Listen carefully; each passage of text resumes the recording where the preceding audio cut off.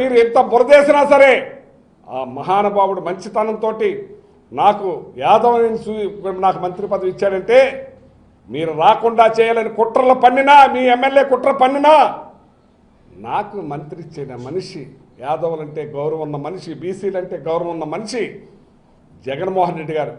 మీరు ప్రతి మనిషిని కూడా వాడుకుంటూ వదిలేయటం ప్రతి ఒక్కరిని కూడా అడ్డంగా అనగదొక్కే కార్యక్రమం చేస్తాం. తోకలు కట్ చేస్తానంటారు, తోలు తీస్తానంటారు, తాట తీస్తానంటారు. ఏం మాట్లాడాడు ఆయన? జగన్మోహన్ రెడ్డి గారు తాట తీస్తానన్నారా, తోలు తీస్తానన్నారా, ఇంకో రకంగా ఏమన్నా అన్నారా? ఇవాళ యాదవ సోదరులందరూ కూడా గుర్తించాలి.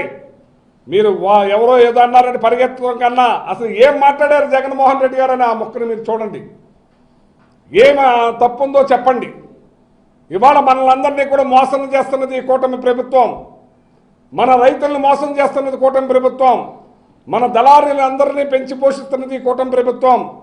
టోటల్ రైతాంగం అన్ని రకాల పంటలకి నష్టం కలిగించి పథకాలన్నీ లేకుండా చేసి ఒక ఆటో వాళ్ళని కానీ అందులో ఎంతమంది బీసీలు లేరు, అలాగే ట్యాక్సీల్లో ఎంతమంది బీసీలు లేరు, అలాగే న్యాయ బ్రాహ్మణ్స్ కానీ రజకులు కానీ వేవర్స్ కానీ అందరినీ మోసం చేసింది ఈ పార్టీ కాదా అని నేను అడుగుతున్నాను. మీరు ఏం చేశారని చెప్పి ఏం మోసం చేశారో చూడండి. ఇవాళ అంచేత యాదవ సోదరులందరూ గుర్తెరగాలి. మనల్ని మోసం చేసిన ఈ కూటమి ప్రభుత్వాన్ని నిలదీయాలని చెప్పి నేను కోరుతా ఉన్నాను. జగన్మోహన్ రెడ్డి గారిని బురద వేయటమే. లడ్డు కొవ్వన్నారు, ఏదు కొవ్వన్నారు, పంది కొవ్వన్నారు. సుప్రీంకోర్టు ఏమిచ్చింది? ఇప్పుడు దాన్ని డైవర్ట్ చేయడానికి ఈ రకమైన ఇది చేస్తున్నారు. కాబట్టి ప్రతి ఒక్కళ్ళు కూడా మీరు గుర్తెరగాలి.